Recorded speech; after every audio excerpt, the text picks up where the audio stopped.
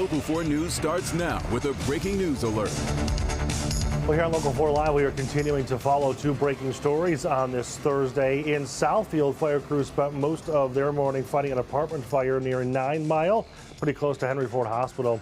It started around 3 a.m. Fortunately, nobody was hurt, but 9 families were displaced wearing pajamas and bathrobes outside in the freezing cold. We don't know what caused this fire just yet, but we will keep you updated. Also, some good news to pass along. I-75 is back open now, as you can see live here, thanks to the traffic cameras, after a 6-car crash closed all southbound lanes around 5:15 near 7 Mile. Take a look at this video. This was shot over with Sky 4 about 6 o'clock this morning. You can see the massive backup. The highway again has reopened, but there's no word yet on what caused this crash. And over in Minneapolis, the White House border czar Tom Homan expected to speak any minute. You're looking live now at the podium where he'll be speaking. This comes as 2 of the border agents who fired shots in the deadly shooting of Alex Preddy have been placed on leave as calls for an investigation grow louder in Washington. We're going to bring you live this press conference the moment that Homan starts talking. Well, thank you for joining us here on Local 4 Live. I'm Nick Monticelli. We are in for another cold day in Metro Detroit. A live look over Lake St. Clair this morning. You can see Fairhaven in St. Clair County. Right now, it's 10 degrees and feels more like 0, which is actually warmer than what we've seen at this time all week. Another look, a live look at downtown Detroit right now. It's currently 9 degrees, but feels like 1. Now, the bone-chilling cold continues to take a toll on water mains in Detroit. On Wednesday, the Detroit Water and Sewerage Department responded to over 50 water main breaks. The main causes, well, it's old pipes and the system, it's about 95 years old. And the freezing temperatures. When combined, it doesn't lead to a great outcome. The DWSD has 200 workers plus some contractors on the job fixing these breaks. The city is investing nearly $100 million a year to keep the water and sewer systems in good shape. We understand that this is an inconvenience. We know that this is problematic, but we need crews to be safe. I would like to graciously thank the crews. They are out working 10, 12 hours in sub-temperature, and not only is it freezing, but the water is freezing. Now, the best way for community members to help is to actually call DWSD. If you see a problem, you can call the number on your screen, 313-267-8000, or you can use the Improve Detroit app. In fact, the co-director was saying yesterday that they need to know when something's happening. Don't just assume somebody is called. In Sterling Heights, there is a boil water advisory for homes over on Denoder Drive that's near Clinton River and Shaner. A water main broke, causing low water pressure, so until they give the all clear, you do want to boil your tap water before drinking it, making any food, making ice, or even brushing your teeth. Water service should be back on soon, but the advisory could be in place for up to 48 hours. And if you need a warm place to stay because of these cold temperatures, we do have a full list of warming centers. That's on our website over at clickondetroit.com. Well, as we told you at the top of the hour here, our big story, another one comes out of Minneapolis. Another live look at the podium where White House border czar Tom Homan is expected to give an update on immigration enforcement in Minneapolis. That's where this press conference is happening. We have learned that 2 border agents who shot Alex Preddy are now on leave, but there are still lots of questions about the investigation, with more Republicans calling for an independent probe. As Alice Barr reports, the outrage over this shooting could even lead to a partial government shutdown. Good morning. President Trump's border czar giving his first remarks this morning since taking over ground operations in Minneapolis, trying to restore calm in a city in turmoil and in pain. This morning, the 2 Border Patrol agents who fired their guns in Alex Preddy's fatal shooting in Minneapolis are on administrative leave, according to the Department of Homeland Security, with President Trump's border czar Tom Homan set to speak, looking to ease tensions in a city on edge. Seeing what's going on in Minnesota, it really breaks my heart. The Minnesota governor still pressing for federal agents to leave the state, saying he's seen no sign of that. I have no evidence they have. All as new video emerged of Preddy in an altercation with federal immigration officers 11 days before he was killed. The footage from online media outlet The News Movement shows Preddy yelling at agents and kicking their SUV, breaking a taillight before agents tackle him. The video does not show what led up to the confrontation.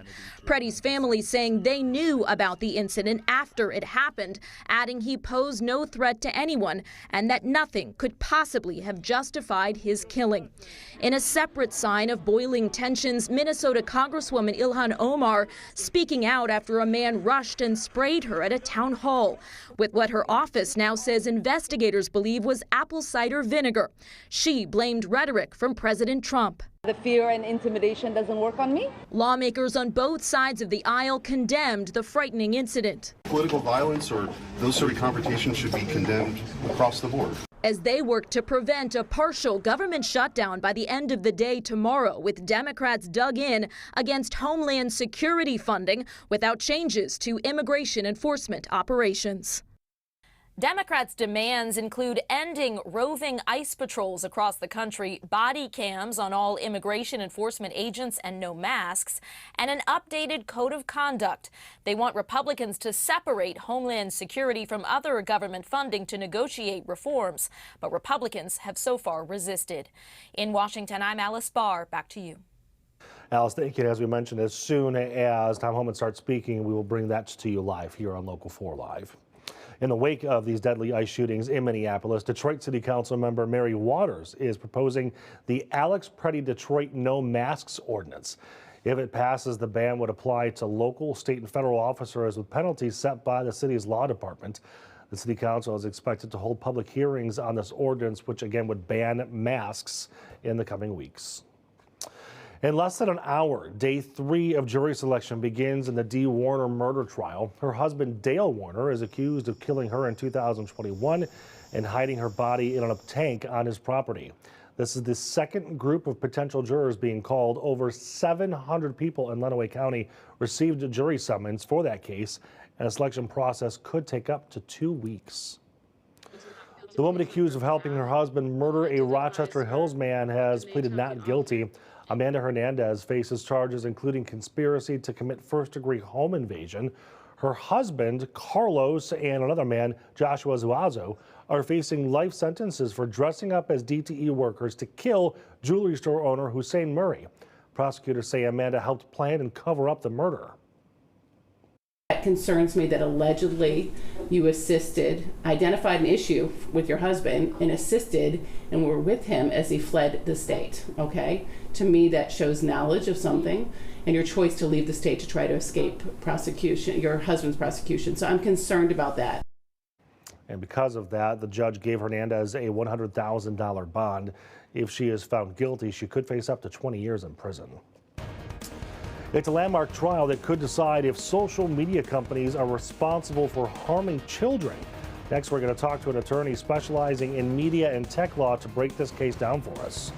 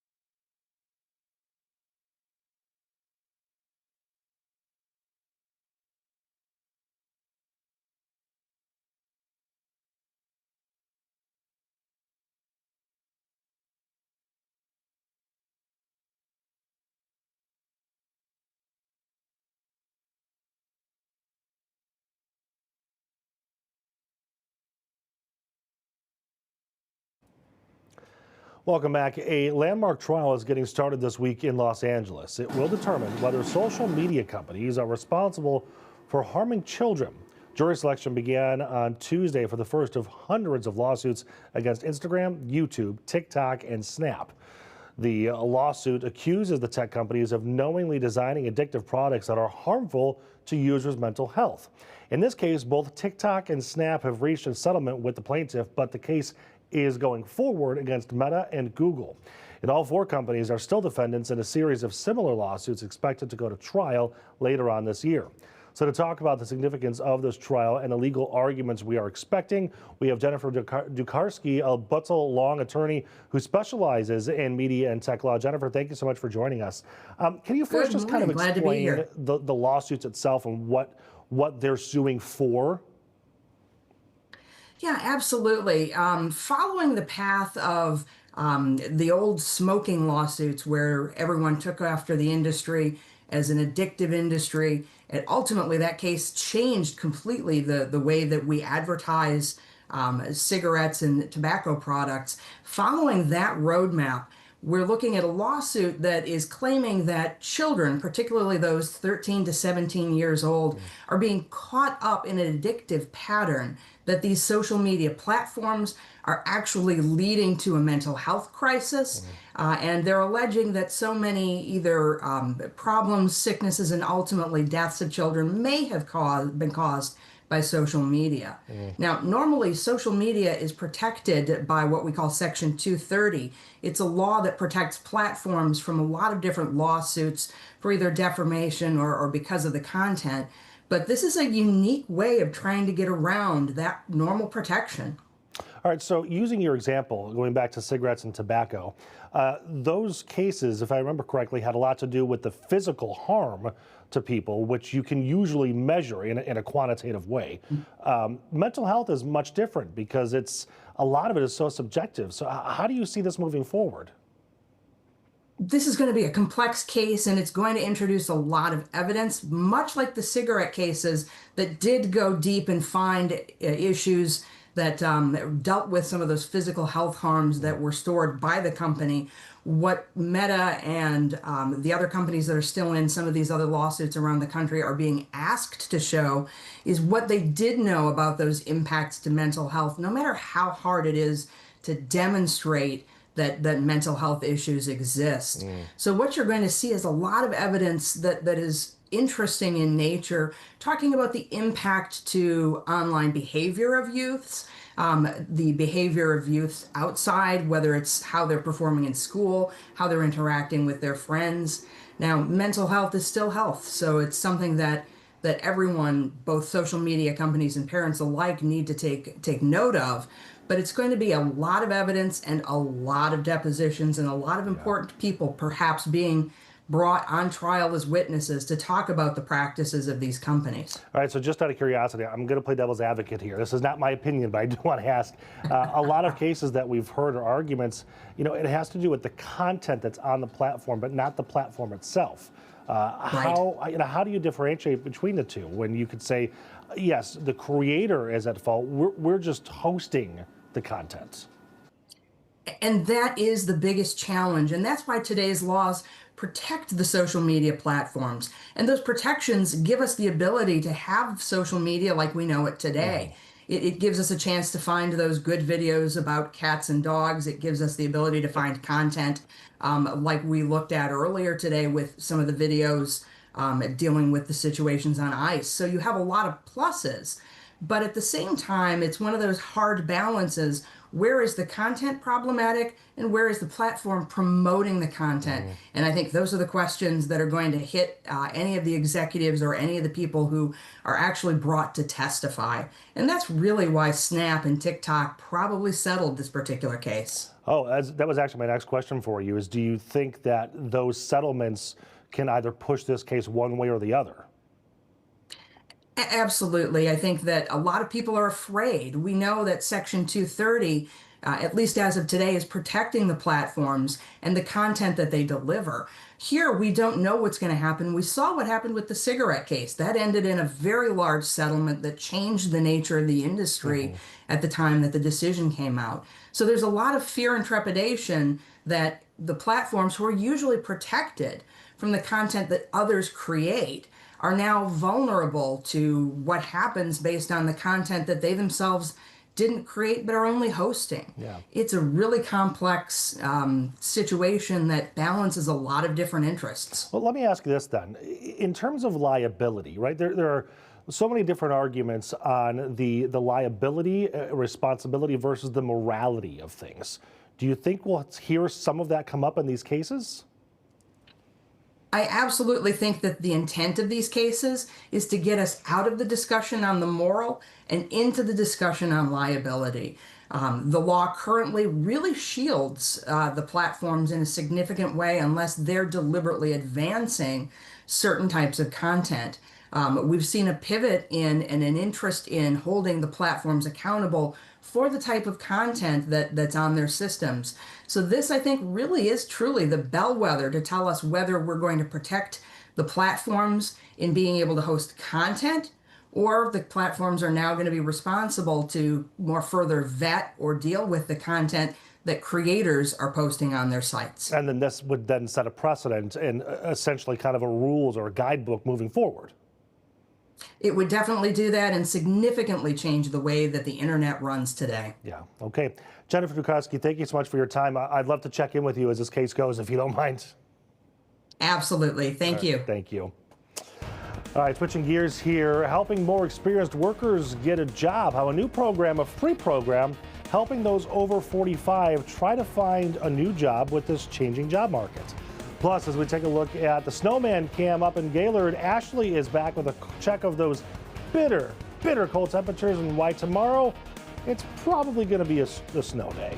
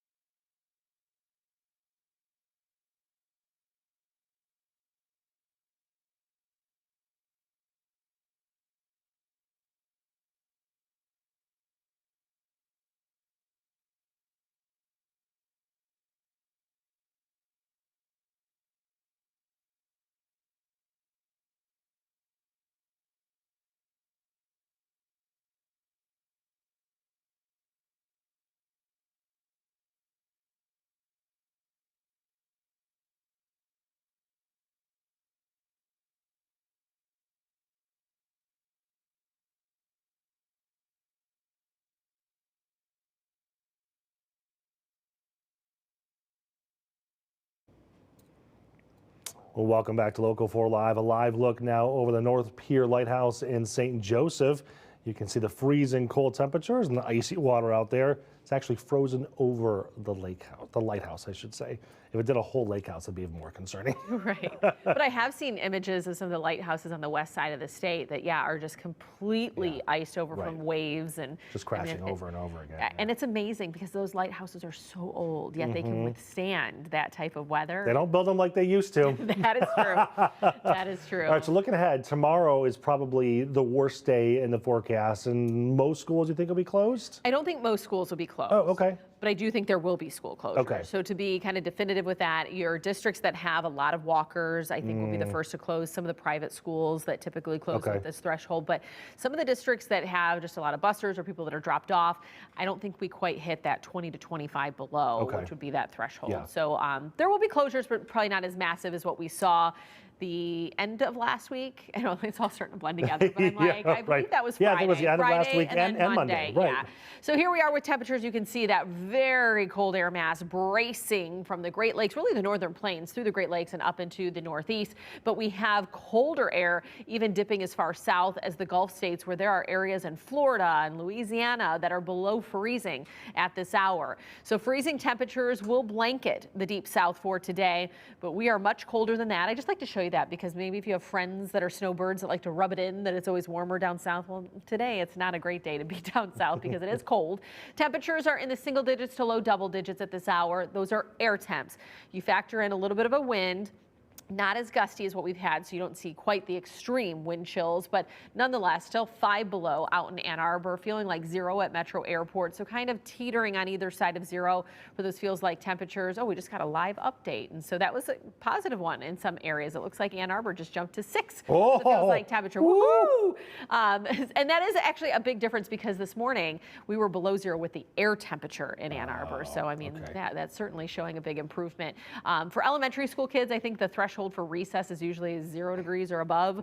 So I think there'll be outdoor recess for those kids. Still going to be cold because we have those temperatures only topping out in the teens and probably feeling like low single digits today.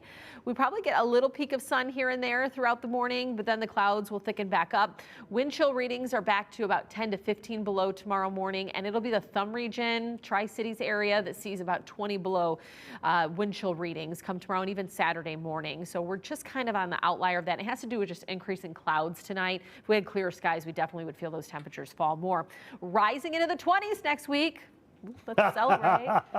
Snow Beach potential. weather. No kidding, right? So snow potential, we do have an upper level system tracking just north of here. That's going to pull some of those bands off of Lake Michigan. So as far as the higher snowfall totals, west side of the state, and then as far as east of here, Cleveland up towards Buffalo, your usual spots. Southeast Michigan won't end up seeing a lot of accumulation, just a couple little spotty snow showers over the next couple days. But the temperatures themselves, without the wind chill, should fall below 0 tomorrow and Saturday morning, and then we start to climb out of it, and that will definitely be a break from the extreme cold that we've been contending with. So wind chill forecast this afternoon, you know, probably on the positive side, but by tomorrow morning, we're back in that 10 to, I would say 15 below 0 range, but you go up in the thumb and that's where you do see those colder wind chills. And even in the afternoon, still sub-0. So it'll be a cold walk from home or walk back to home from school tomorrow. And then Saturday, kind of just as brutal before we start to break out of that by Sunday. Speaking of the weekend, we have a massive system that's developing along the eastern seaboard, bringing measurable snow from Georgia, the Carolinas,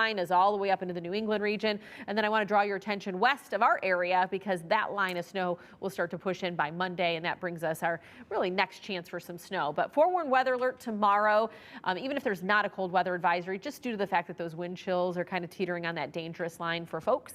And we're in the 20s next week, but 27 on Tuesday. But we should be in the low 30s. So it's still below average, but we'll take it. I'm not complaining. We're going to take it when it's going in the upward direction. Right, that's almost the freezing point. We're almost there. We're close. Thanks, Ash. Well, he is leading the polls and setting his sights on the governor's mansion. We're going to hear from Republican John James on where he stands on a hot button issue, plus a data center do-over. Saline Township considers rescinding a decision to make room for a data center.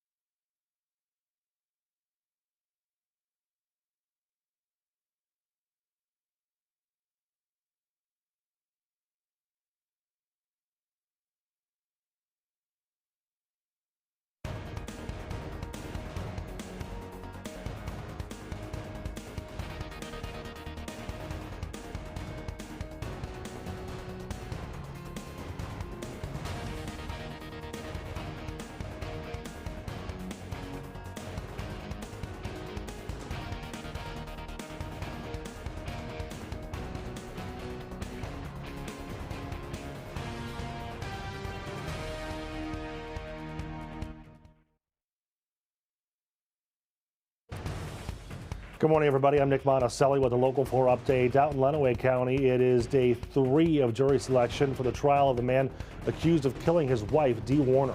Dale Warner is charged with that murder. It happened in 2021. He's accused of hiding her body in a tank on his property. He rejected a last-minute plea deal that would have lowered his charge to second-degree murder. The first panel of proposed jurors was completed. The second panel starts in about 30 minutes. Well, why don't you make that switch over to Local 4 Plus for Local 4 Live right now? Data centers are back in headlines. They really never left. We're going to take you to Saline Township, where leaders there are rezoning the land or discussing it for a controversial data center. Plus, a new program called Thrive 45 is helping job seekers over the age of 45. We're going to talk with that group about this month-long free program. And Ashley has your forecast with possible school closings tomorrow because of cold weather.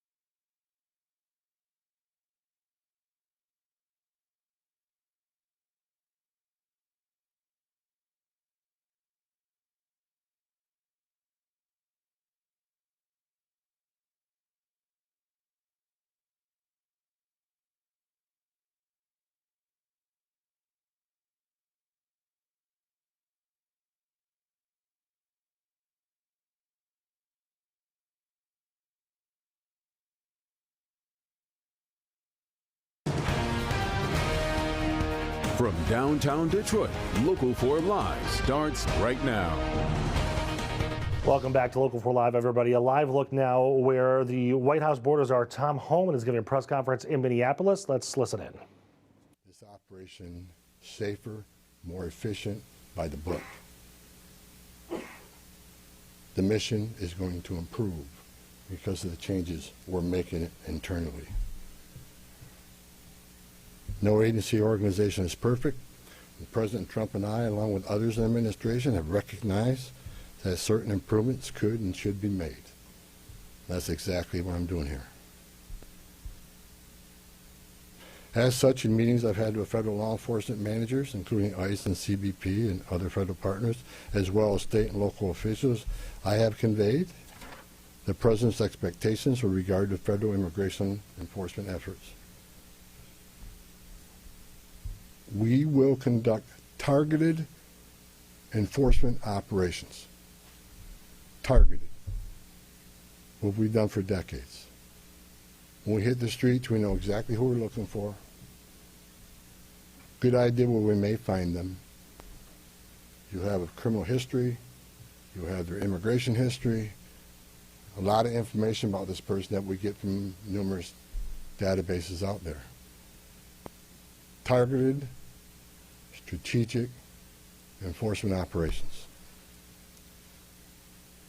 That's traditionally been the case, and that's where we're going. That's what we're going to continue to do and improve upon that. With a prioritization on public safety threats. I want to be clear. I don't read a lot of social media. I don't read a lot of media. I don't believe half what I see. We are not surrendering the President's mission in immigration enforcement. Let's make that clear. Prioritization of criminal aliens doesn't mean that we forget about everybody else. That's just simply ridiculous. But when you have a criminal standing here and a non-criminal standing there, that criminal always should be targeted for because he's a significant concern to the safety and security of the community. By and large, for decades, ICE and CBP have carried out their duties with integrity, professionalism, and compassion. That remains the expectation under President Trump, and I will, hold our agents and officers to that standard. I'm almost done, and Tom can be Tom. As far as the agitators, that said, I want to reiterate and make very clear.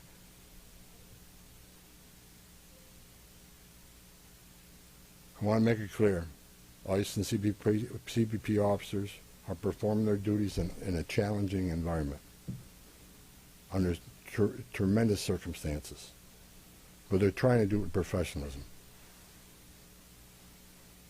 If they don't, they'll be dealt with.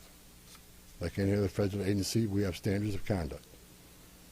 They are sworn law enforcement officers working tirelessly to enforce our country's border security and immigration laws, protecting the interests of our country and preventing dangerous people from walking the streets of this nation when they're not supposed to be here to begin with.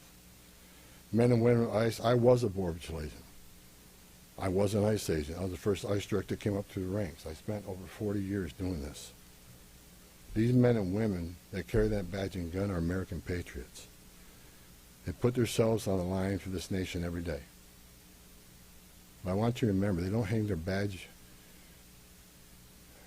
they don't hang their heart on a hook every day they come to work. They're mothers and fathers too. They're sons and daughters too. And if they've seen a fraction of the tragedies I've seen in my career, they take a lot of damage home to every day. The things they've seen, especially on the border with Border Patrol agents. People drowning in the river. Women being raped by criminal cartels. Giving CPR to a baby that was thrown in the river by the cartels because Border Patrol came too close. So let's throw the baby in the river. That way the Border Patrol was concentrating on that so I can get away. These men and women see some terrible things. But I want you to remember, they're mothers and fathers too. Many of them are members of this community. God bless every one of them. The hostile rhetoric and dangerous threats and hate must stop. And we all agreed to that. All everybody met here today, we got to stop the rhetoric, the hateful rhetoric that has caused an increase in assaults. That has caused, because of that, having to send security teams out with arrest teams, which surge the city with additional resources because of the rhetoric, because of the threats, because of the assaults. Again, with the agreements we've achieved and following through the agreements, with the rhetoric dropping down, that allows us to pull more agents out once we feel the environment safer.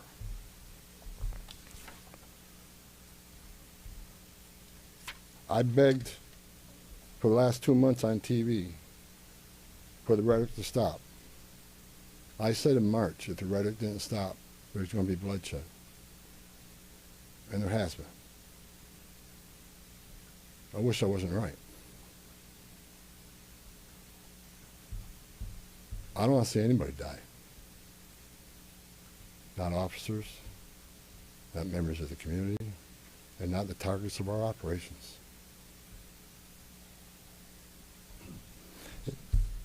For the people out there that don't like what ICE is doing, if you want certain laws reformed, then take it up with Congress. Again, ICE is making this up. They're enforcing laws enacted by Congress and signed by the President. The same laws have been on the books for the last 6 presidents I worked for. I started with President Reagan and ending with President Trump. Every administration, we enforce the same laws. if you don't like what ICE is doing, instead of protesting this building, go to protest Congress. Tell me you want changes. You have your First Amendment rights, and I support that. You have the right to protest. I'm just asking you to keep it peaceful.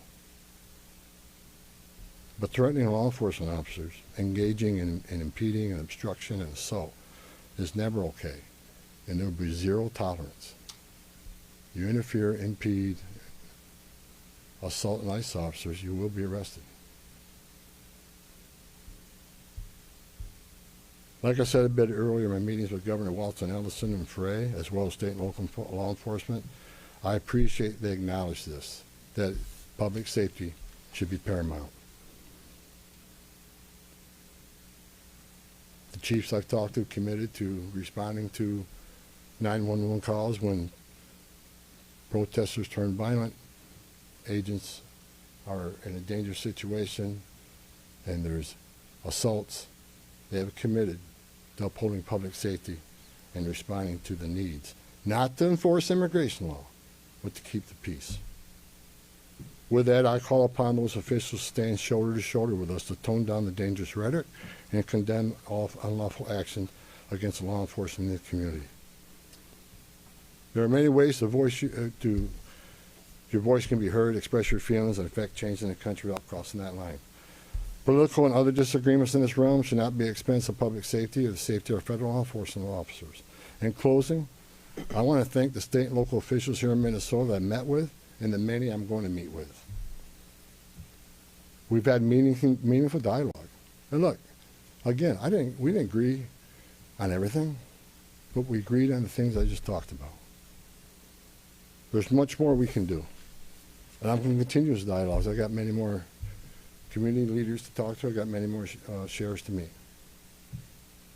President Trump wants this fixed. And I'm going to fix it. With your help. I want to thank President Trump for his unwavering commitment to public safety and prosperity of every American. Under the President's leadership, we have the most secure border in the history of this nation, which means less women are being raped, less children are dying crossing that border, less fentanyl is getting in this country to kill Americans, less known suspected terrorists are crossing that country. And we don't have 2 million unknown gotaways. We don't know who the hell they are. A secure border, we have stronger national security. A secure border saves lives. When 96% less people come in, how many women aren't being sexually to been members of the cartel? How many people aren't dying making that journey? How many Americans aren't dying of fentanyl overdoses? How many women and children aren't being sex trafficked in this nation? The data proves it. Anybody can find that data. So God bless this great nation. God bless Minnesota. We can do better. And I thank your local and state leaders meeting with me. We made some significant gains, significant coordination and cooperation, and you're going to see some massive changes occurring here in this city. Thank you. Can you clarify Mr. Rules of Engagement are? Hold on, right here. Thank you so much, Mr. Holman, Giovanna Delorto with the Associated Press. Based on how you have described these changes in the mission, can you be more specific about the objectives of Operation Metro Surge? If what you have described changes the parameters for interior enforcement only in Minnesota or also in Maine and other places? And finally, when will you consider that those objectives will be achieved and this operation will end? Or is it in terms of agents on the ground, in terms of who you are targeting for arrests? The withdrawal of law enforcement resources here is dependent upon cooperation. Like I said, one agent arresting one bad guy in the jail means less agents on the street. We have some agreements. We got more to talk about how we're going to implement those agreements. But as we see that cooperation happen, then the redeployment will happen. Look, target enforcement operations should happen across the nation. That's what we've done for decades. And with target enforcement operations, I've done many of them. It just makes it safer for everybody. When we know exactly what we're looking for, what is his criminal history, what is his immigration history, where does he live, is he in an apartment complex versus a house, He's got a known record for having weapons. It's safer for everybody. Then we know what type of resources we need to go. And, you know, it just makes this operation cleaner, more efficient, and it's proven less violence when we know exactly what we're getting into and we can take the necessary precautions to keep everybody safe. You know, some of the operations that I've been involved in, we know there's children in the house based on surveillance. So we know you got to be a little bit different when you go in that house because there's going to be children present. So target enforcement operations, the way we've always done it, I think we got away from a little bit. And we're going to make sure we do target enforcement operations. And look, and I will say it again, you know, we are not surrendering our mission at all. We're just doing it smarter. Shimon Prokopez from CNN. Mr. Holman, how did we get here in terms of you had Greg Bovino, who was the face of this immigration operation, the mission, as you say, to having border patrol agents in the interior of this country, stopping U.S. citizens, asking them for ID, creating this fear in places like Chicago and now here. And then finally, it took really the death of Alex Petty for us to get here. How did that happen?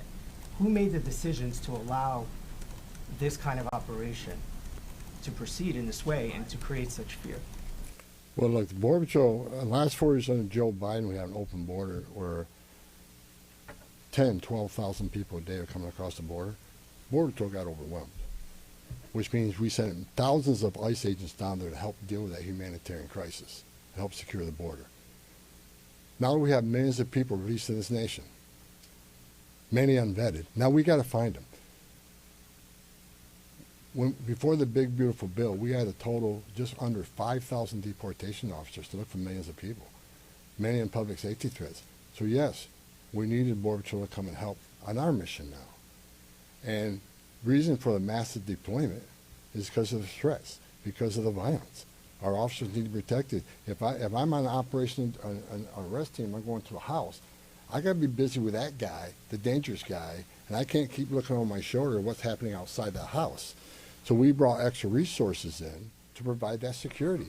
And as I said, as we drill down on these great agreements we got and this great understanding we have means less.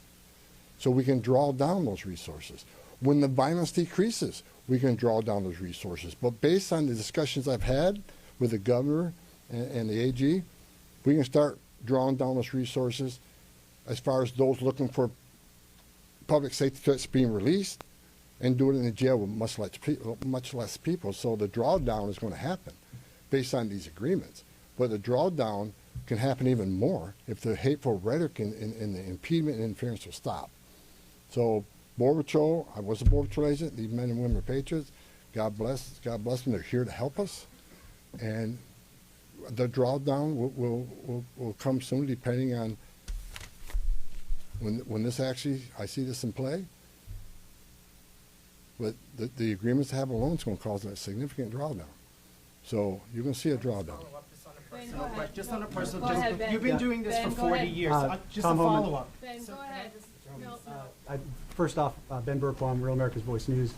On behalf of the American people, I just want to say thank you to you and to all of the agents that are putting their lives on the line to go after the people that were allowed in the last administration. We watched that happen in the media, the honest media, covered up by many of the media that are behind me. We want to say thank you, and to all the men and women that are out there. Can you talk to us about what's being done with the leadership on these signal chats, on these WhatsApp chats that are organizing the attacks against you, the obstruction against you? Are we going to be arresting those individuals as well? And to the folks out there in America that voted for this, that want mass deportations because they saw a mass invasion under Joe Biden, what would you say to them? How are we going to get to that point? Well, first of all, about the organization and the funding of the attacks on ICE. I'm not going to answer a lot about that because I'm not going to show our hand, but they'll be held accountable. Justice is coming. Again, we got to all remember why the questions we've seen and why we're here. What started this? 4 years of an open border. where millions of people are led in this country unvetted. Remember, let's not forget, for 4 years we were told the border's secure. 4 years we were told the border's secure. And we all knew it wasn't. And I want this to be a positive thing we're doing here today. I also want to remember the politicians are continually attacking us. Where were they the last 4 years when the number of women and children sex trafficking went all-time high?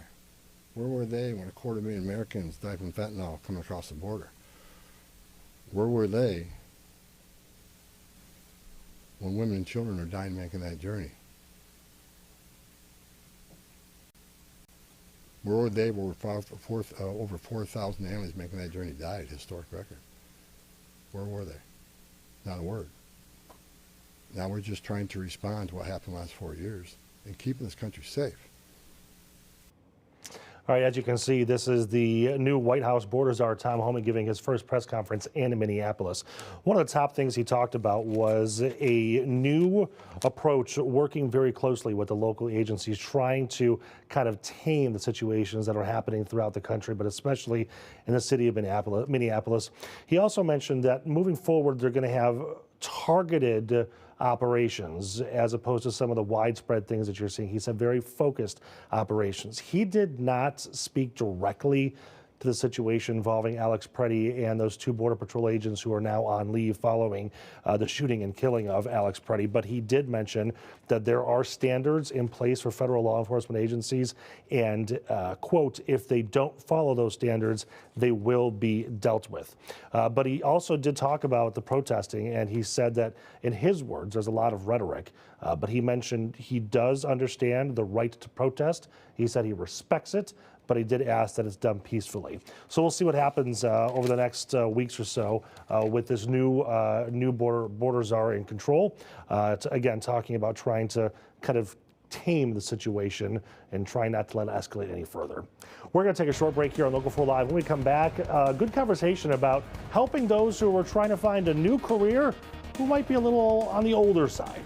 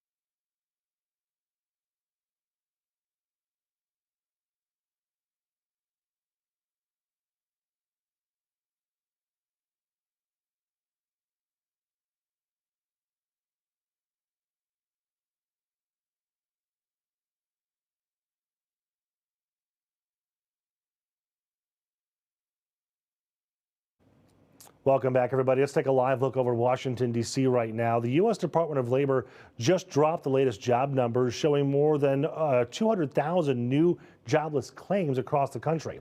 Here in Michigan, that number jumped to 19,000 claims, meaning more people, including older, experienced workers, are on the job hunt.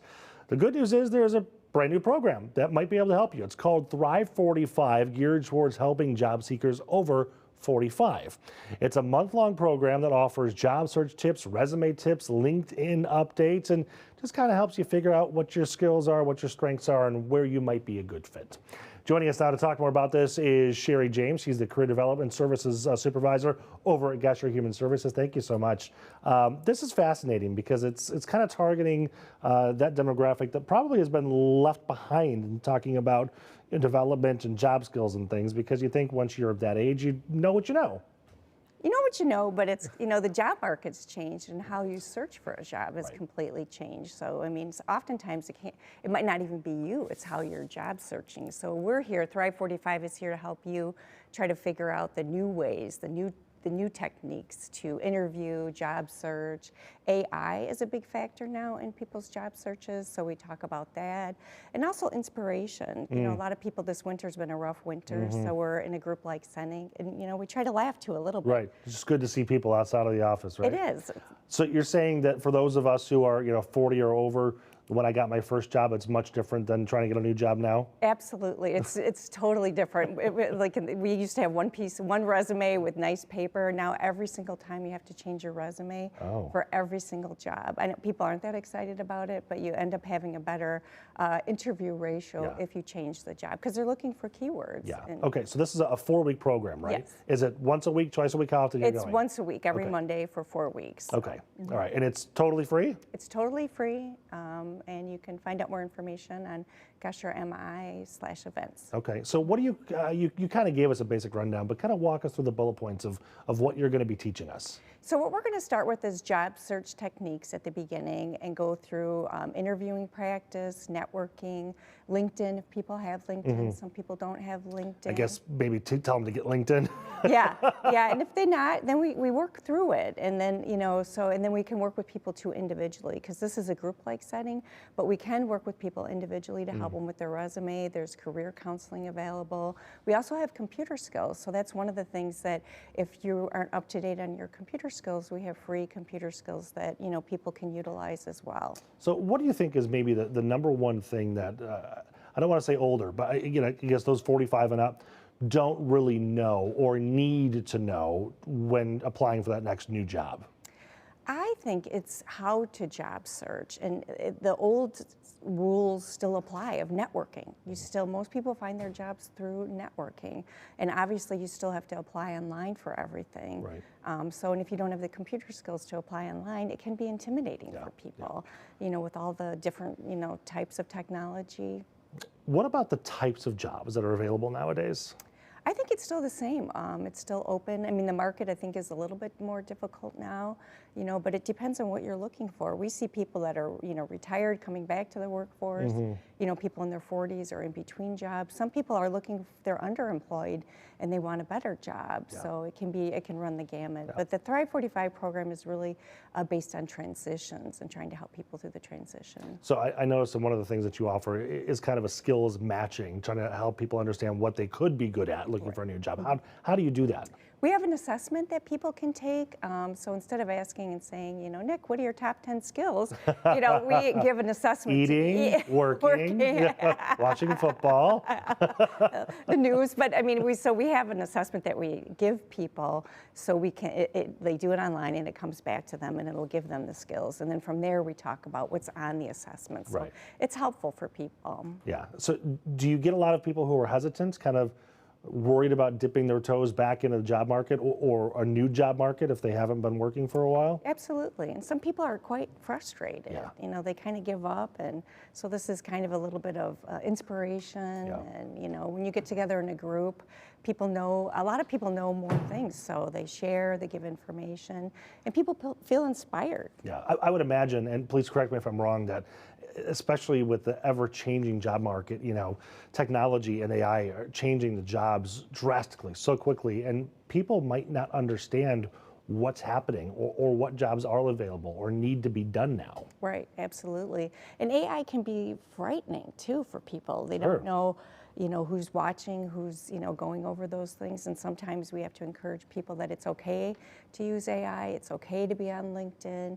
It's okay to have a public profile, because a lot of people find employment through posting online or. Yeah, people find you versus you finding them. They do, absolutely. So it's kind of a new way of thinking. Yeah. Okay, one more time. If somebody wants to sign up for the program, how do they do it? It's geshermi.org/events. Got it. Okay, we can see the dates there.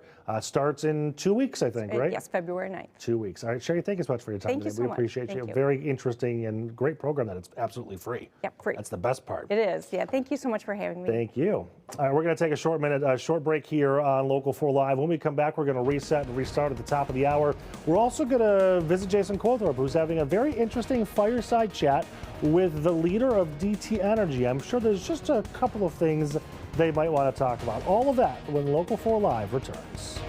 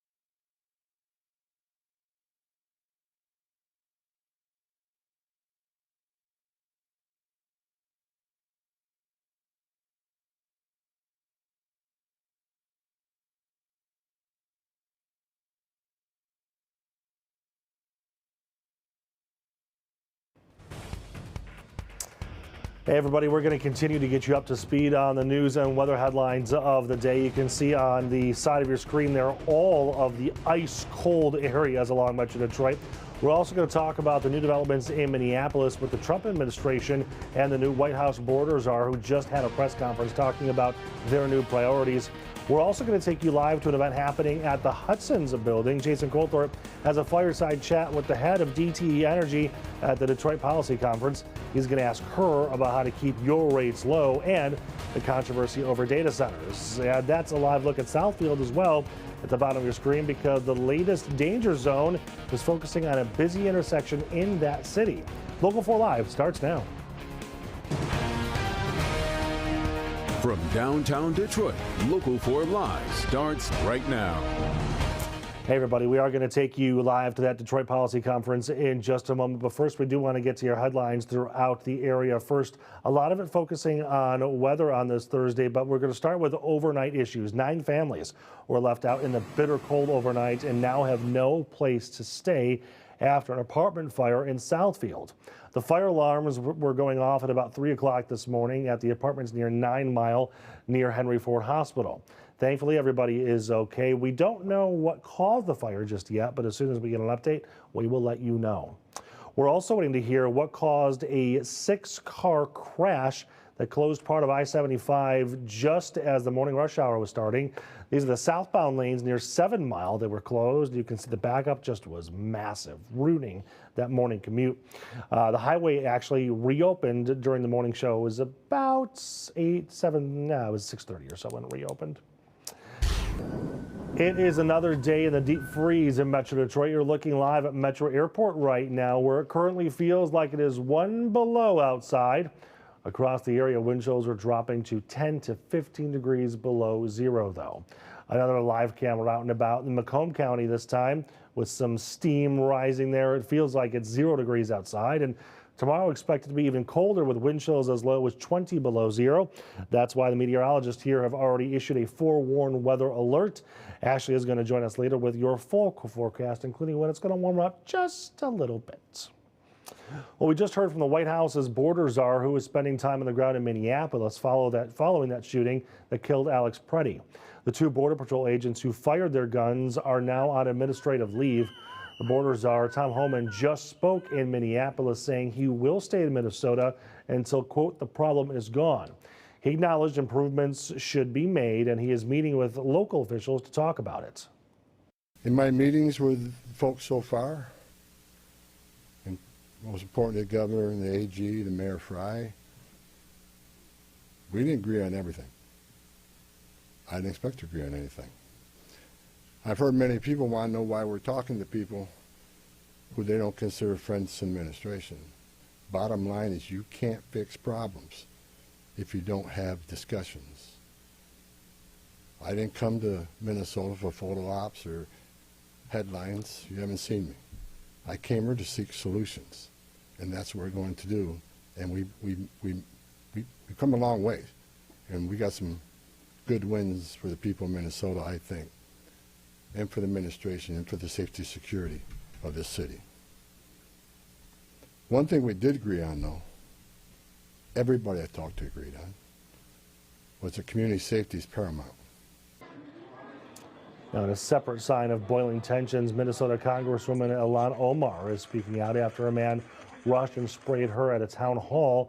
She says fear and intimidation will not work. Her office believes the substance was apple cider vinegar. And lawmakers are negotiating a deal to avoid a partial government shutdown tomorrow. Democrats want to split funding from the Department of Homeland Security, which includes money for ICE. A deal in the works could temporarily fund the department and give time to negotiate new policies on deployment of ICE agents.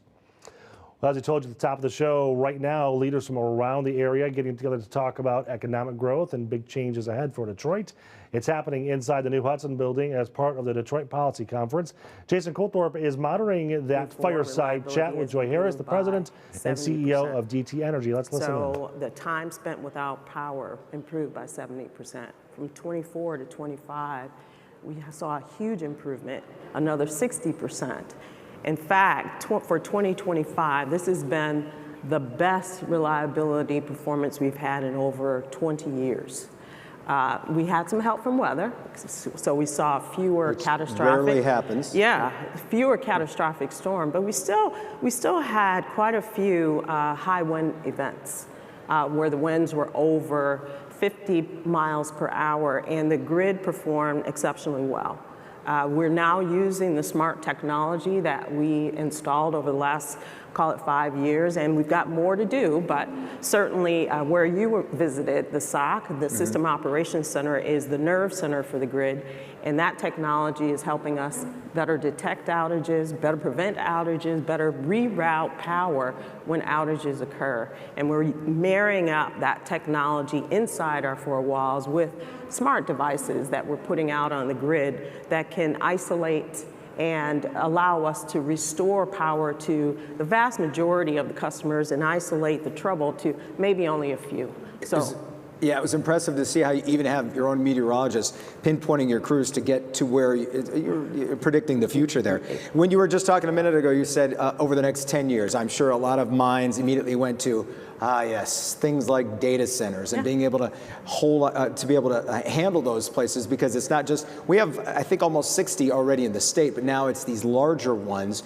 When you see these coming in, how do you work with these companies when people worry about their rates going up because of it? Yeah, listen, here's how this works. One, DTE has an obligation to serve any customer, whether it's a data center, a residential customer, anyone who wants to attach to the grid. We have an obligation to serve them. And so when those customers show up at our doorstep, we understand their needs, we understand their demand, and we make sure we have the infrastructure in place that can support them. And they have to cover the cost of that infrastructure if it's incremental to what we already have. And so the law requires those customers to take on those costs. And what we've done with the data center, Oracle in particular, and the related companies that are building out this data center is ensure that we understand their load demand, and we're going to build battery storage to support them, but they're going to cover the full cost of that battery storage. And that ensures that in those peaking events, we've got enough generation and also enough capacity to manage their load and also keep the rest of the grid reliable and ready to serve the balance of our customers. Do you envision more AI businesses kind of not just outside of data centers? Obviously, I know EVs are kind of on the back burner nationally, but we always talk about that infrastructure. Talk about being able to handle all of that when that all keeps coming down the line, because it feels like you're going to need to keep supplying more and more. Yeah, that's why we do long-range planning and scenario planning and using our own data analytics, right, machine learning, to understand how the grid needs to transform to support industries like, tech companies, advanced manufacturing, other companies that want to continue to come to Michigan, which is a good thing, by the way, and land here and grow. Also, customer needs are changing. The grid is becoming more distributed. We have more renewables, more battery storage, more rooftop solar. So all of this is leading us down a path where we have to innovate. And we have to use technology ourselves to be able to meet those demands going forward. So I talked about smart devices to prevent outages, but we're also onboarding really smart databases that can analyze this demand and showcase how we need to configure the grid and how we need to make it more flexible to be able to manage the demand as it shifts. So we're launching into pilots to create virtual power plants, for instance. And think of it as a central hub that will, in essence, monitor the demand as it shifts and use distributed energy sources and shift them up and down, flex them up and down based on that demand. And it mimics a large power plant. So that's just an example of how we're innovating to meet the future needs of the grid. Tell me a little bit, let's talk about you for a little bit and your leadership style, your skills.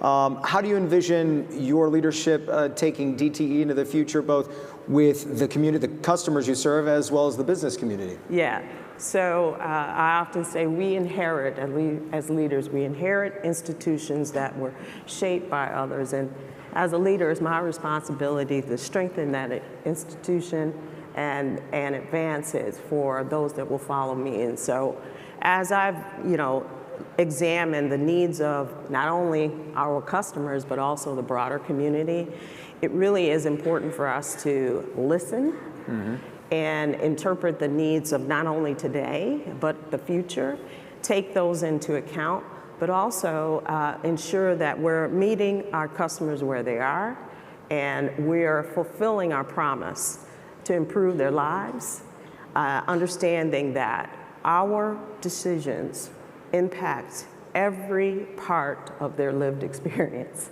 their economic, really vitality, the public safety, and also just life as we know it could not exist without the products and services we provide. So I take that very seriously.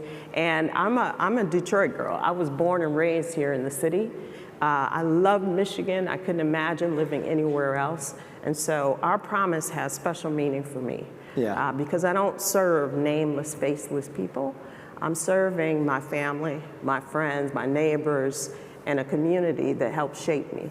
And so that makes my job even more important. It really is more than just a job for me. It matters greatly, and I'm committed to ensuring that I align our team members around our purpose, our mission, and then bring out the greatness in them so that we fulfill that mission. I had an opportunity to spend some time with the captain of the USS Kitty Hawk. And I don't know if you all know about the Kitty Hawk. This was one of the largest aircraft carriers in the fleet. Yeah. And Captain McNamee shared with me some insights that he learned through his commission. And he sent me a letter and with a picture of the Kitty Hawk, and he said, you know, the one leadership principle that has stuck with me and served me most in my command is finding the greatness in each and every one of our sailors, because our sailors believe there is greatness in them and greatness in what they're doing. And I believe the same applies for our team members at DTE. Our work is vitally important, and my job is to harness their greatness to make sure that we fulfill our promise.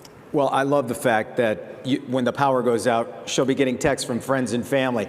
Hey, what's going on? And my mother. I mean, that's got to be motivation, if anything else. That really, because when you think about other companies, you probably don't envision them going, hey, the whole family is upset. We got to get this back on immediately. Yeah. Do you envision maybe in 5 years, where do you hope DTE has gone maybe or done some things differently than it's done in the past that you'd like to steer? Yeah, we've made the commitment to reduce the frequency of outages by 30% and cut outage times in half by 50% by 2029.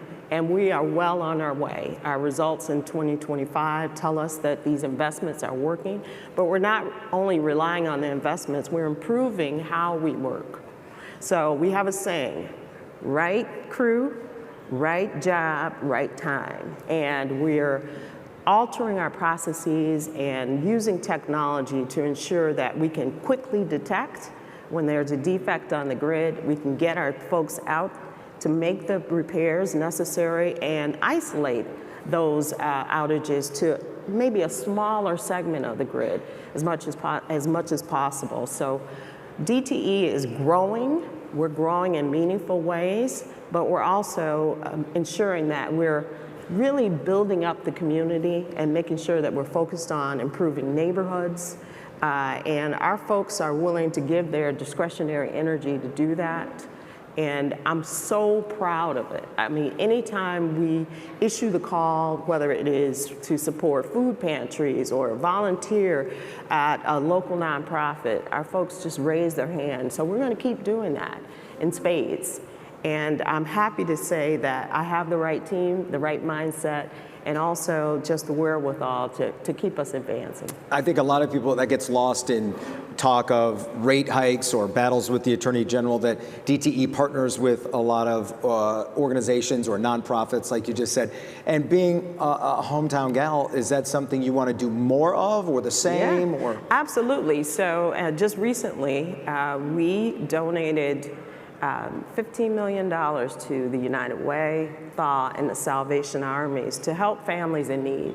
And and as you can imagine, these are extreme conditions that we're experiencing right now. And so a lot of families will struggle. They'll struggle, you know, making ends meet, also addressing their energy needs. And so we were happy to make that commitment and that kind of contribution to those three agencies. And we do this often.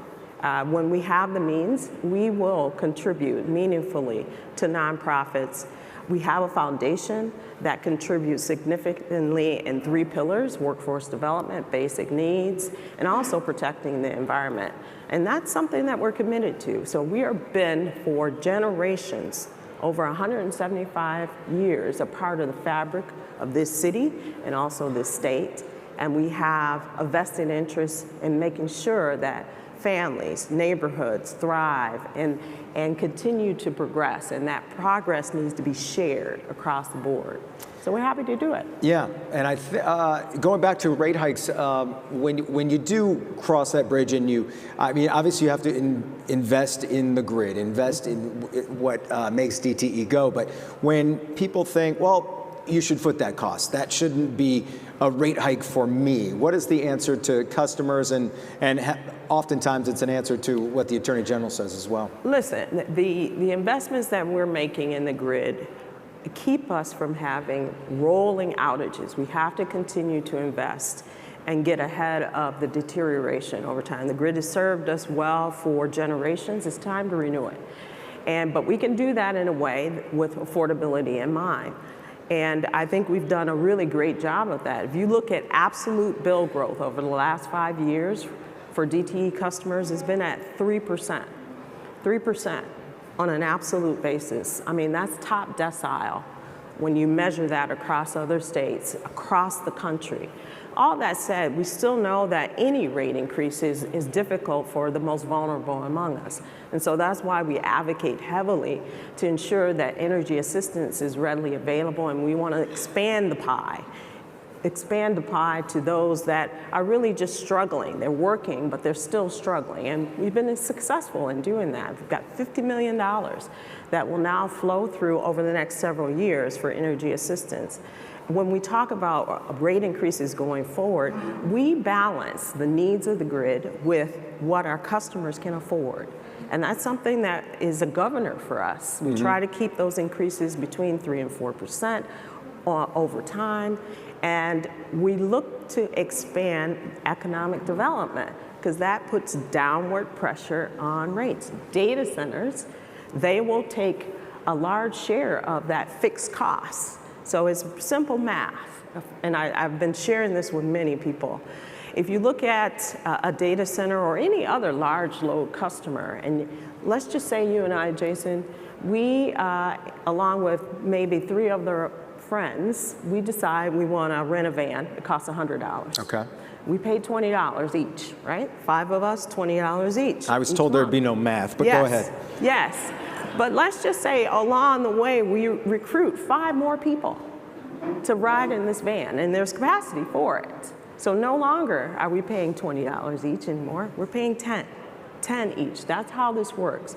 The more load that we bring onto the system, and that fixed cost then gets shared across larger customer base. That's how it works, and that's how data centers and other large load customers, economic development drives down rate hikes over time. It spreads out that fixed cost and allows us to make the necessary investments that will carry us into the future. And we're still confident the grid can handle all those extra customers? We are confident, very confident. We study the grid routinely. We're bringing on new renewables every day, in fact. And we're also continuing to modernize the rest of our gas fleet and also, bring on battery storage. We've got our first utility-scale battery storage plant in production, and we're looking to expand it. It's 15 megawatts right now, and we're going to grow that. We're going to grow to 220 megawatts of battery storage. This is going to be new, innovative technology that's going to serve us well.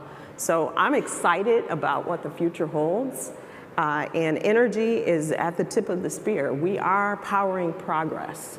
And we've got to make sure that we're doing it in the right way, and I've got the right tools and team to make that happen. And we know energy is not the only thing that costs more these days. The list goes on. Do you see energy prices coming down in the near future? And I guess what's the climate that has to happen for that? I think what will happen is, like I said before, as the economy grows, right? As the economy grows, those fixed costs will get spread across more customers. And I also believe there will be a point where you're leveling off, right? So we're using technology to drive efficiencies, but as we make the investments in the grid, we'll see fewer and fewer emergent events. Emergent events are very expensive because we have to dispatch a lot of people out into the field to make the necessary repairs. If you need only look to the south right now, what's happening south of us, there was over 1 million customers that were out. You sent some crews to help out, We did. We sent 60 of our own crews to support that effort, and they're still there. Oh, really? They're still there supporting customers in Louisiana, in fact. Those types of events are really, really expensive. And so as you harden the grid and better prepare it to manage these really catastrophic events, you have fewer and fewer outage, which drives down the expense over time. From a leadership standpoint, how do you measure success when things like maybe public trust or regulatory scrutiny and maybe shareholder expectations don't always align? We have to balance them, right? So we have a balanced approach. We have to take care of all of our stakeholders, our customers, our teams, our shareholders. And essentially, what we do is make sure that there isn't a disconnect between what our customers need, what our shareholders expect, and what our people need to make all of that happen. So our approach is to really showcase our continuous improvement muscle to drive down inefficiencies, drive down costs, make the necessary investments that are going to yield the results that our customers need and want. I don't think it's a sucker's choice between the three. I think we can do it, and we have shown that we can do it in a very balanced fashion. A new company, Echelon, recently announced it's moving its headquarters to Detroit. What does this mean for the city and for its economic future? Listen, this is a signpost that says Detroit is becoming a tech hub, which is really exciting for us. And we were happy to help fuel that progress. We know the buildings, we know the infrastructure. We have a bird's eye view of where companies like Echelon can plant themselves. And it was just really refreshing to see a repurposing of the Icon building and having Echelon really take their headquarters to that location. And they will then become a hub for new talent, innovation, right here in the city of Detroit. And they've got strong infrastructure to support them. The energy infrastructure in that area is in very great shape. And so this is a place where they can continue to grow. And that's the economic engine that DTE can play. That's the role that we can play going forward. I'm just happy that our team understood what was available here and could bring Echelon to Detroit and have them fall in love with Detroit and really make a commitment to build. I think that's kind of some of those behind the scenes. As the utility, you don't always jump out and try and grab the headlines. No. Sometimes it's like this is Detroit's moment. Yeah, it is Detroit's moment, and we're here for it. We're really proud to help move Detroit toward its aspiration to be the great city that it is and continue to grow and expand. Are there any other things like that on the horizon that you can share that you know about? Well, we are always on the ground looking for other opportunities, and this is the partnership that we have with local government, with state government, and really helping to share information around what we're doing, where we're making improvements to the grid, how we see things playing out. We are one of the largest renewable developers in the state. Renewable energy developers we span out across the state, so we know where the land is, we know the sentiment on the ground. We actually know the infrastructure, our infrastructure along with water infrastructure and other infrastructure through our partnerships. So through those partnerships, we can attract new businesses here and let them know this is the ideal location for you to, put your stake in the ground and continue to grow. And that's how these ecosystems begin. Starts with one company making a commitment, and then private investment happens all around it. And we're here to help fuel that progress. Politically speaking, how concerning is it, or I guess, we have a new AG coming in next year, but this one you had to deal with from time to time whenever there's a rate hike and things like that. Politically, how do you approach it when you're sometimes having to do battle with Lansing legislators? I think we actually present good facts. We rely on transparency. We articulate our vision our mission, and our results very clearly. And we have the data to show that our investments are actually working. And I often say, I learned this from my predecessor, you have to have a pure heart and thick skin. A pure heart and thick skin. Our customers, the state, and in fact, the entire country relies very heavily on the energy industry. And we can't shudder. We should be challenged. We should be held accountable. We're not afraid of being held accountable. But progress needs to continue to happen. And it's incumbent upon us to showcase good facts, the data that supports our investment agenda, and then also the things that we're doing to take care of the most vulnerable among us, and likewise, what this will mean in terms of value for our customers. Anything we didn't cover that you wanted to make sure everybody heard? I think what you will hear very soon is that Michigan is a place where businesses want to land. They want to take up a space here and be a part of this renaissance that's happening in the state and also in the city of Detroit. And we're really excited to help fuel that progress. And we've got some very exciting news that we will be looking to share in the next several weeks along that line. Okay. So we'll see. We'll see if you're ready for it. But I know somebody who's happy to break that news whenever you're ready. Yes, it is really exciting news. But I also want people to know, particularly as it relates to hyperscalers, you know, many of these hyperscalers, these data center providers, they have very good intentions. They wanted to be a part of the fabric of the city, of the state, and they are happy to use their balance sheets to actually do more than just, you know, operate a data center. They also want to support the communities. And we're encouraging them to showcase that, showcase what they are willing to do to help support the progress that is already happening here. It really is an exciting time. I think, though, that we've got to go a long way in convincing people that this is a good thing and dispel some of the misinformation and the fear that's out there and make sure that, you know, they know fully. I'm happy that Microsoft came out very publicly and talked about what they're doing in the state and what they want to do, and other companies like Microsoft will be doing the same. The last thing I would say is, for this audience in particular, you know, my job does not stop where the wires end and the pipes end.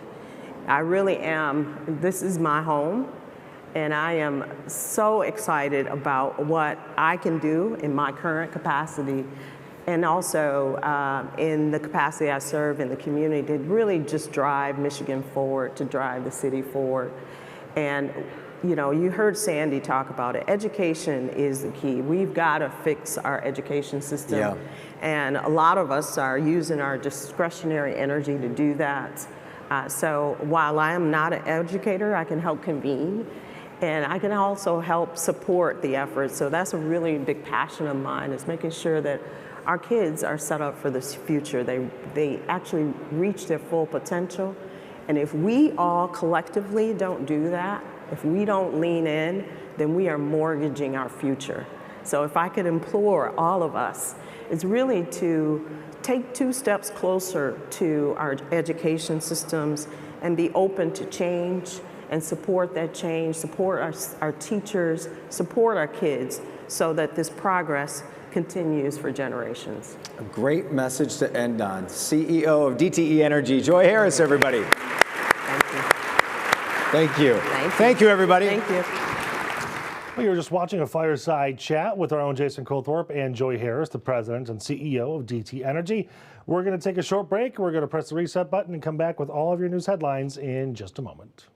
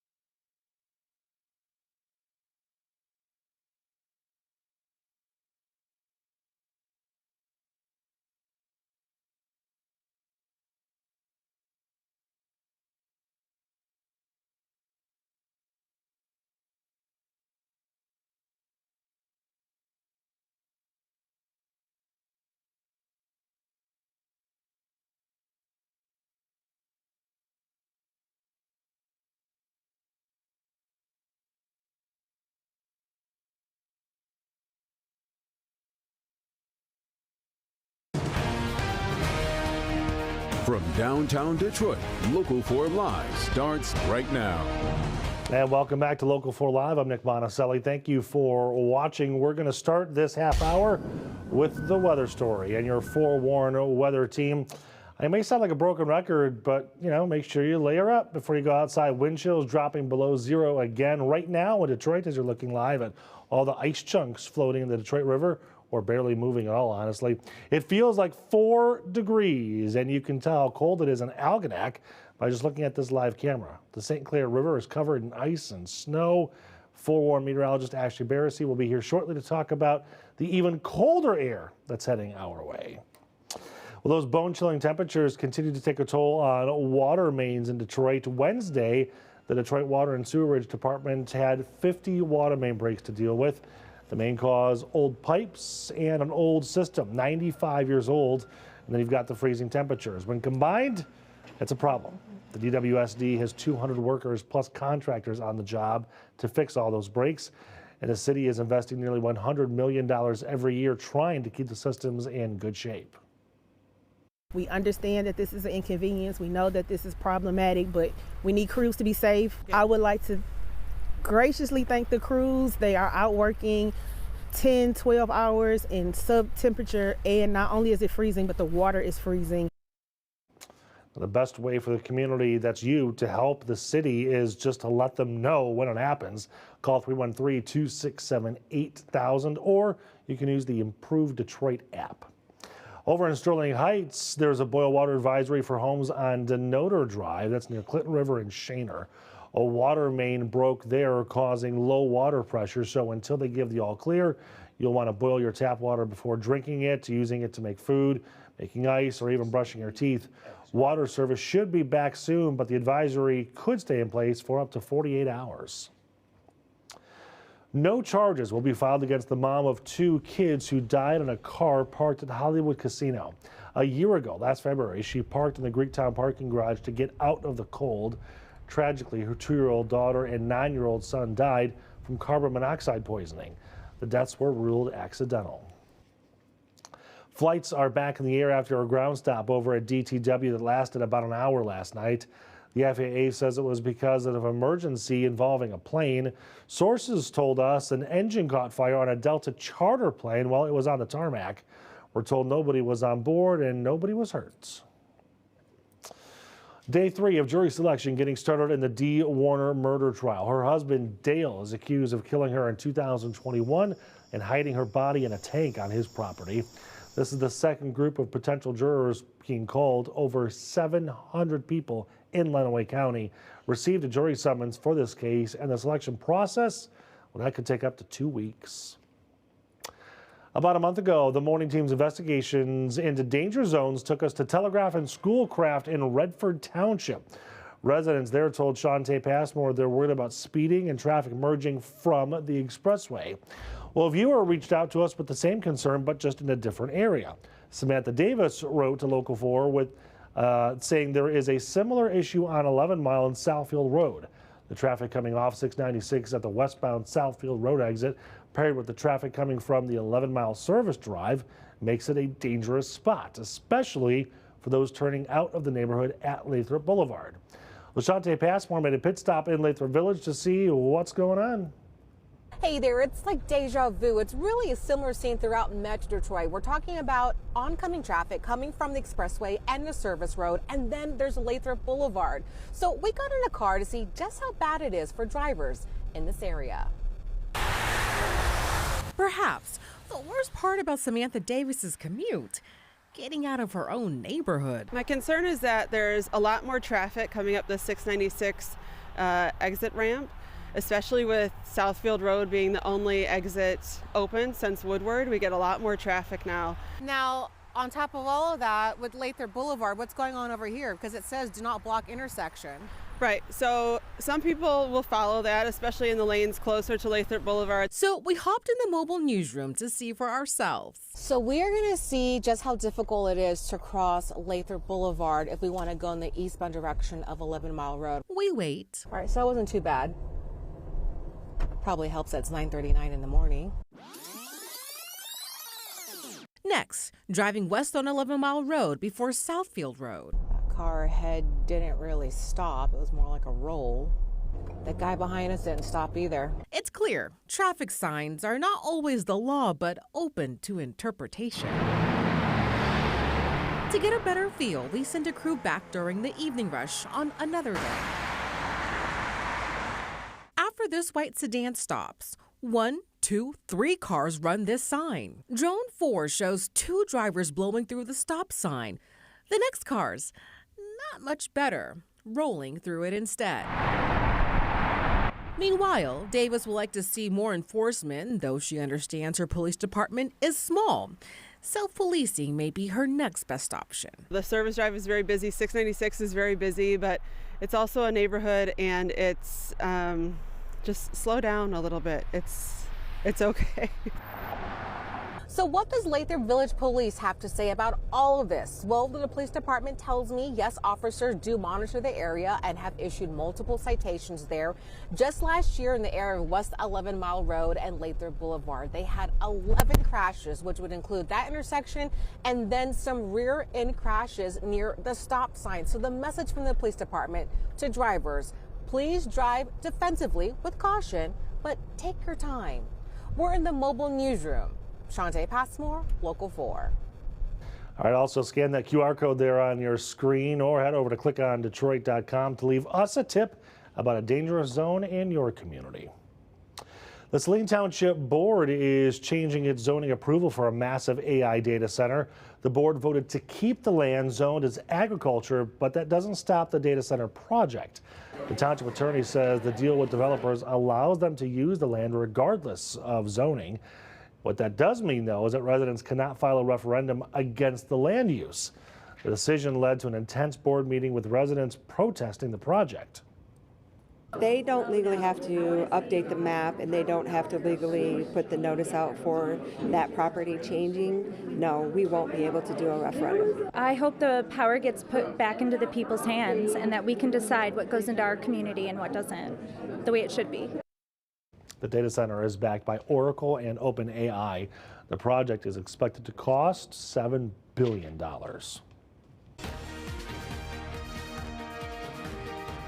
The races are heating up in Michigan this year, including the bid for the state's top job, that's the governor.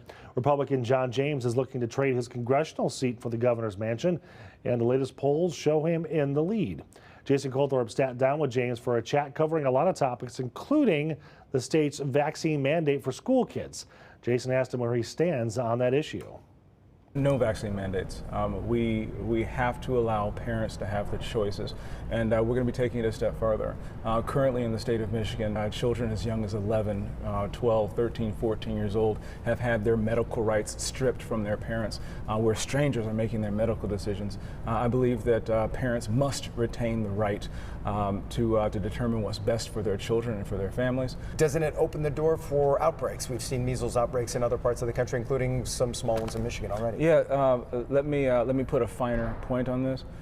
When you take a look at things that have been proven, like smallpox per se, there are certain vaccines that do a public good.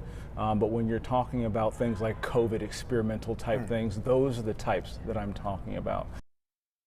Well, currently Michigan requires school kids to have immunizations against measles, mumps, rubella, polio, diphtheria, tetanus, pertussis, hepatitis B, and chickenpox. You can watch the rest of our conversation with John James. That's going to be Sunday morning on Flashpoint. That's going to be at 10 a.m. right here on Local 4. Instagram, YouTube, and TikTok are under the microscope right now as a trial begins against several social media companies. Why this trial could potentially open the floodgates for hundreds of more lawsuits.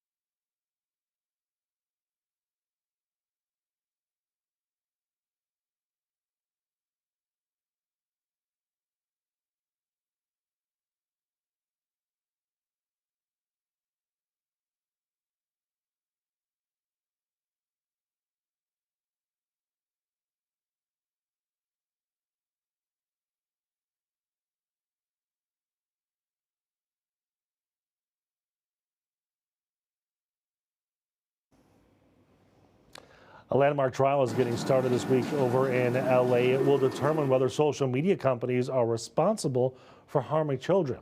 Jury selection began Tuesday for the first of hundreds of lawsuits against Instagram, YouTube, TikTok, and Snap. The lawsuit accuses the tech companies of knowingly designing addictive products that are harmful to users' mental health. In this case, both TikTok and Snap reached a settlement, but the case is proceeding against Meta and Google. And all four companies are still defendants in a series of similar lawsuits that will go to trial this year. In last hour, I was joined by Jennifer Dukarski, a Butzel Long attorney who specializes in media and tech law. Following the path of the old smoking lawsuits where everyone took after the industry as an addictive industry, and ultimately that case changed completely the way that we advertise cigarettes and tobacco products. Following that roadmap, we're looking at a lawsuit that is claiming that children, particularly those 13 to 17 years old, are being caught up in an addictive pattern, that these social media platforms are actually leading to a mental health crisis. And they're alleging that so many either problems, sicknesses, and ultimately deaths of children may have been caused by social media. Now, normally social media is protected by what we call Section 230. It's a law that protects platforms from a lot of different lawsuits for either defamation or because of the content. But this is a unique way of trying to get around that normal protection. All right, so using your example, going back to cigarettes and tobacco, those cases, if I remember correctly, had a lot to do with the physical harm to people, which you can usually measure in a quantitative way. Mental health is much different because a lot of it is so subjective. So how do you see this moving forward?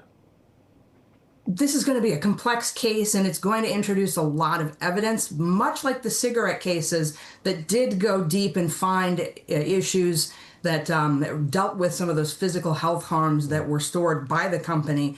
What Meta and the other companies that are still in some of these other lawsuits around the country are being asked to show is what they did know about those impacts to mental health, no matter how hard it is to demonstrate that mental health issues exist.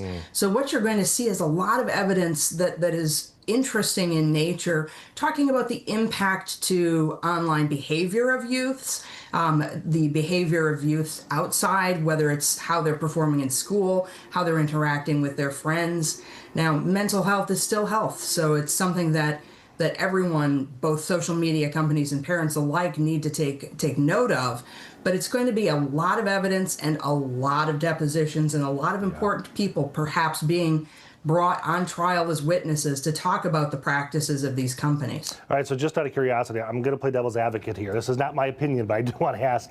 A lot of cases that we've heard or arguments, it has to do with the content that's on the platform, but not the platform itself. How do you differentiate between the two when you could say, yes, the creator is at fault, we're just hosting the content? And that is the biggest challenge. And that's why today's laws protect the social media platforms. And those protections give us the ability to have social media like we know it today.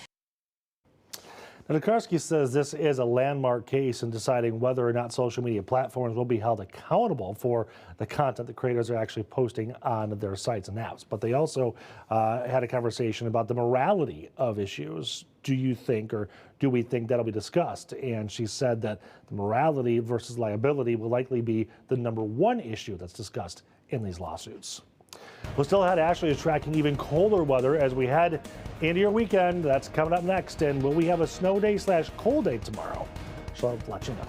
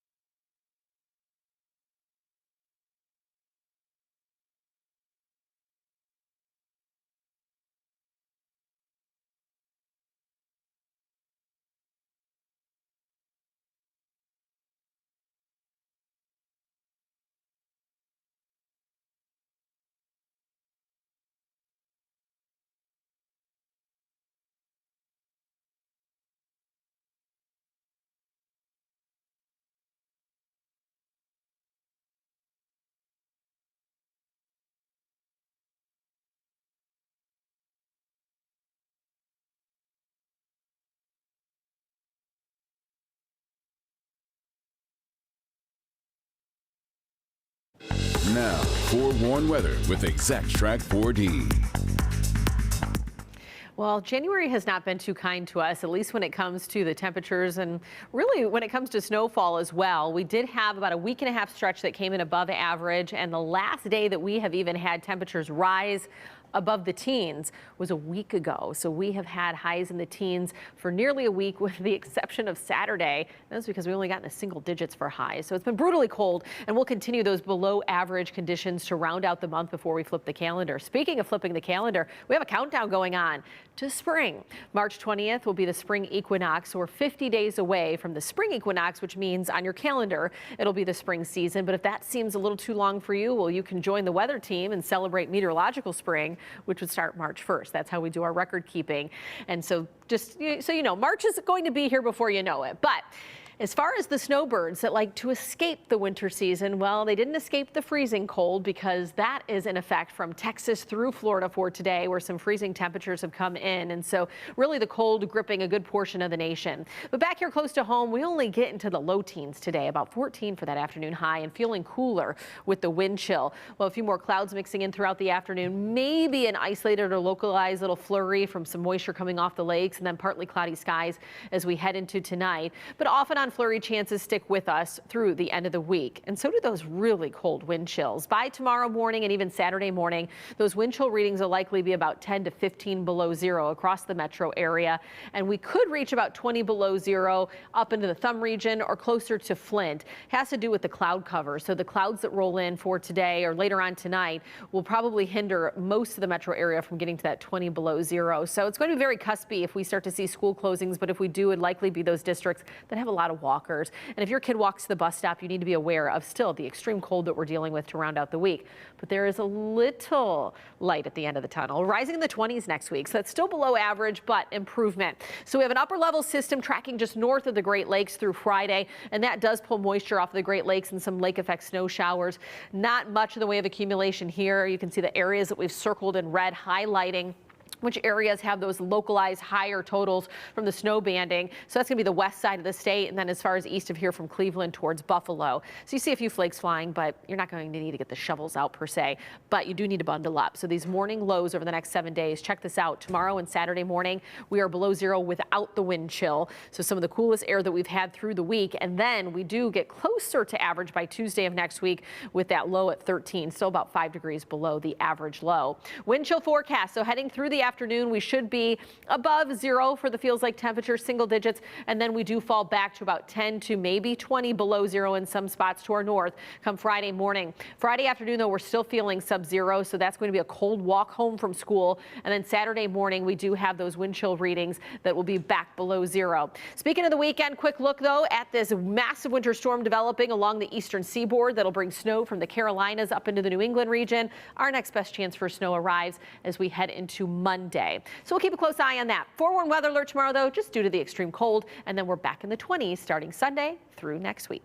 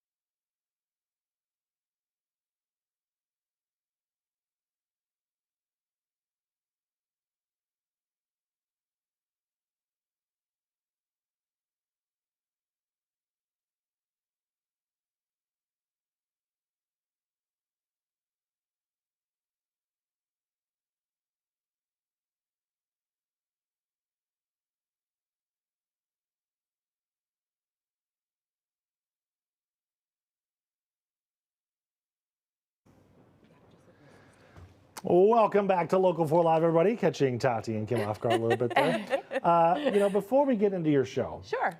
We have been discussing cold weather and proper car maintenance to make sure that things are good to go. Did you just not watch? No, it was a whole different thing. I said car trouble, but I didn't explain what it was. Maintenance? Oh, y'all getting on me because of what happened to my car yesterday? What happened? Yes. Just a dead battery. That's what I'm saying. What am I supposed to do? Change the batteries. How do you Check know up when on you... I think there should be a Nick Monticelli series special on when you're supposed to do this. So how am I supposed to know when to do this? You check on it. There are whole things for this. Director Nick is very upset with you about All right, well, this. I mean, you guys can teach me then. You meter it. You see how your battery's doing. It tells you. Meter it? Yes, When am I supposed to do that? You can take it to almost any auto repair shop. Oh, okay. No, I go and I get like my oil changed. Yeah, and but when they do that, Nick is rolling his eyes at me. I don't know the other Nick. For everyone who doesn't know what we're talking about, there's another Nick. When they do that, they tell you your battery health. Are you not reading the reports? Listen, we think somebody was tampering with her car. That's Done. a whole other story. Done. So now we need the investigators on this, okay? You're part of that team. Help me out. No, seriously. Like I have a great rapport with the guys, and they check all the bells and whistles. And when they say, "Hey, we think we need to fix this," you know what I say? Go ahead and fix it. Right. They get no pushback from me whatsoever. So it's their fault. Yeah.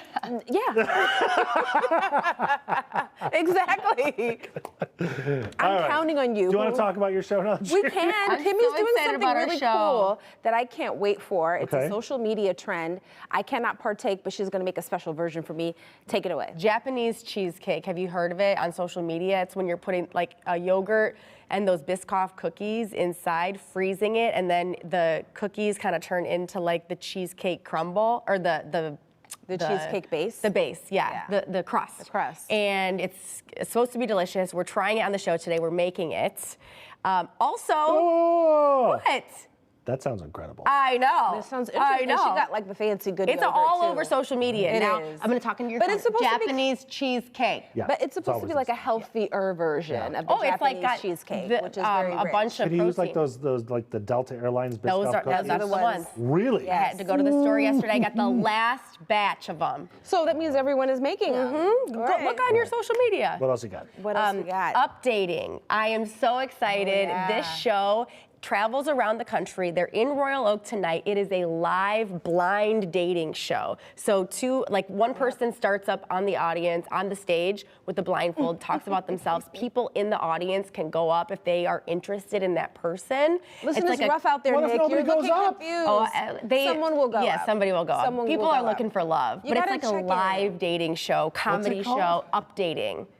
That's also all over social media too. Yeah. It's hilarious. Cutthroat. Are you telling me to get Very more on social cutthroat. media then? Yeah. You got to. Have you heard of the balloon popping dating show? No. You got to get on there and check it out. It's for funds. All right. I can't wait. Live the D starts in an hour and 3 minutes. Make it a great Thursday, everybody.